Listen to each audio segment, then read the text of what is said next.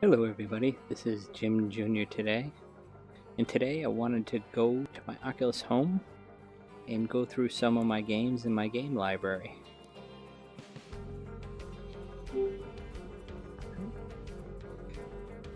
One of the recent installations I put in, I just loaded Ark.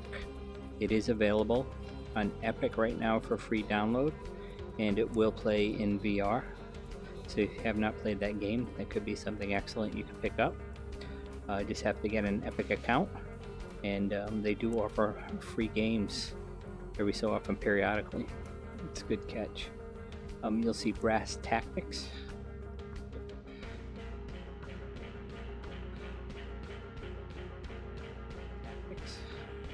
Defense Grid, Minecraft. Minecraft in VR is spectacular if you're a Minecraft fan. Being immersed in the environment and actually being able to build and fight and do everything you do and being in the world in first person, it's definitely very exciting. Affected the Manor, great survival horror game you can go through. It's very quick, but it's fun to just blast through. Chronos, one of the best third-person games I think out there. Edge of Nowhere is up there with it. I consider it fantastic. Two games. I wish they'd make a lot more games like them. They came out when the Oculus was first released, and since then I haven't seen those types of games, too many of them. Mage's Tale.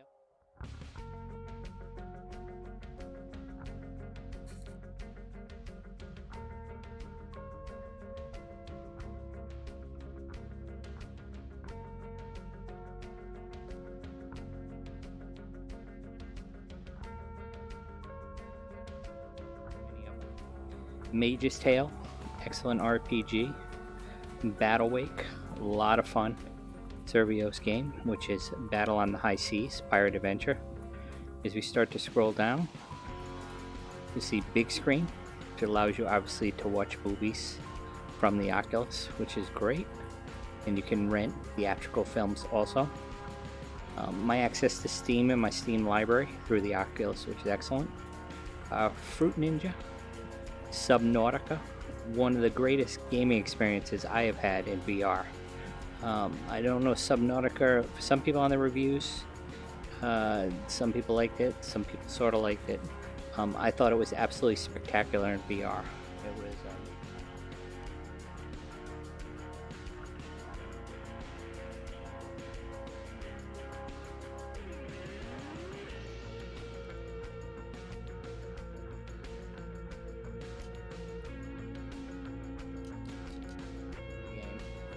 Google Earth, also excellent. Racket Fury Ping Pong, Half-Life Alyx, the flagship title for virtual reality. Arizona Sunshine, zombie shooter, a lot of fun. No Man's Sky, I've probably put in a few hundred hours into it in VR. Very, very exciting in the VR world, almost like it was made for it. Spectacular, especially after all the updates that have released. And the new update where you can actually have a mech suit is a lot of fun. Beat Saber, it's a fun game also. Five Nights at Freddy's, it's got some scary moments in it. It's a lot of fun, especially if you bring your friends over and you want to, put that on and show them something. It has a lot of jump scares and it's a lot of fun to play.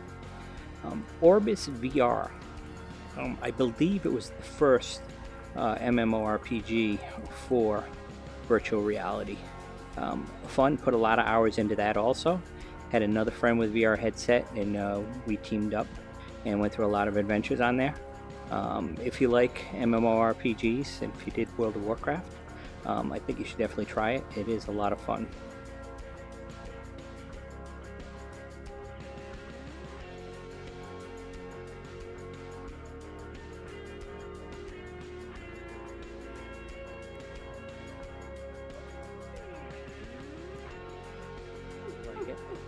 The Limit is interesting.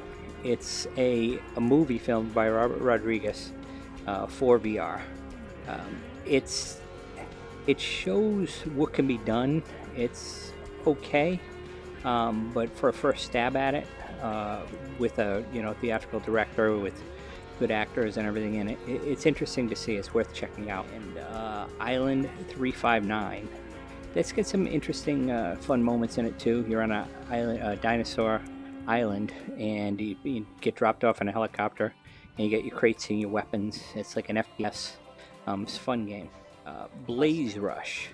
Blaze Rush is an interesting game. Also, it's like having a racetrack, like an RC racetrack, and having it right in front of you. Because it's VR, you control the cars, and they race around different environment racetracks.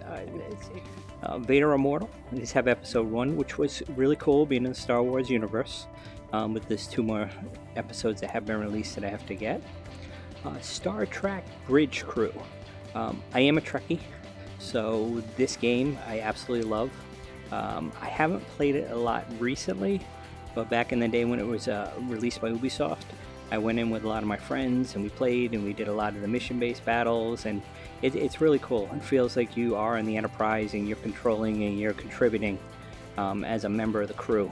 I highly recommend it to anybody that's a Star Trek fan. And if you're not and just like space battles and want to team up, it's a great game. Other great.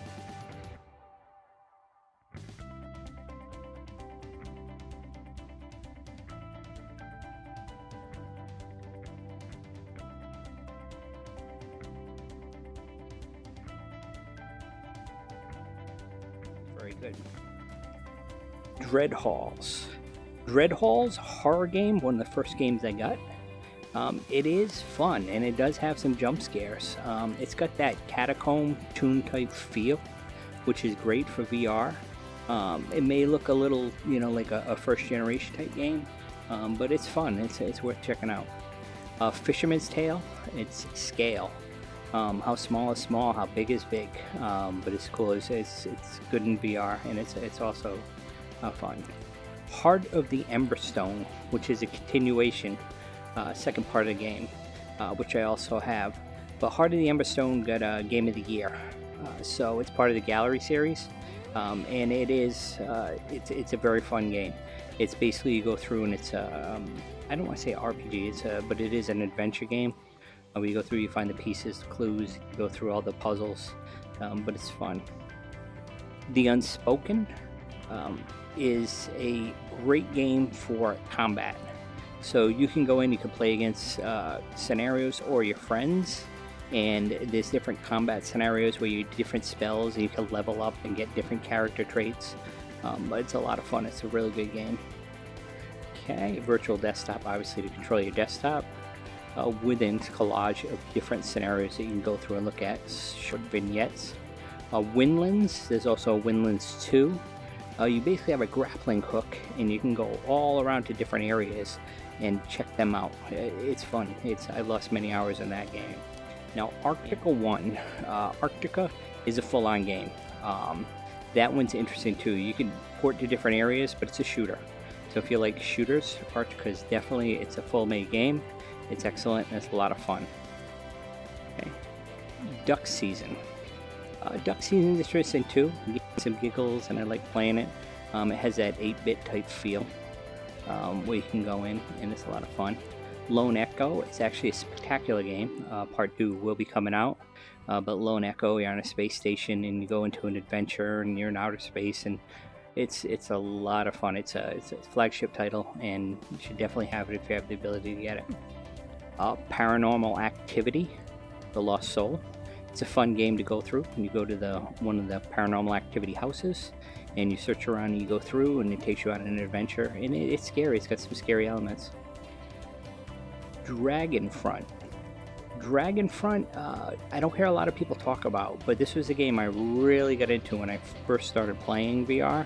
It's a card-based game with somebody across from you, and it's almost like a Magic the Gathering type, where the cards you use obviously to battle, but the interesting thing is the cards come to life. The characters on the cards come out in 3D, and they actually interact. So it's fun if you like card-based games.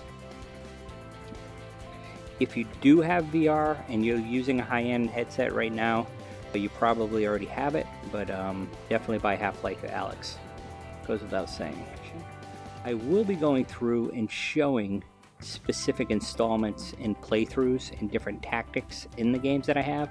I'll also be adding other games to my library, like Stormland and Asgard Wrath and different things like that. But I'll be updating as it goes. Currently, that's what we're showing right now. Really appreciate you joining, and thank you.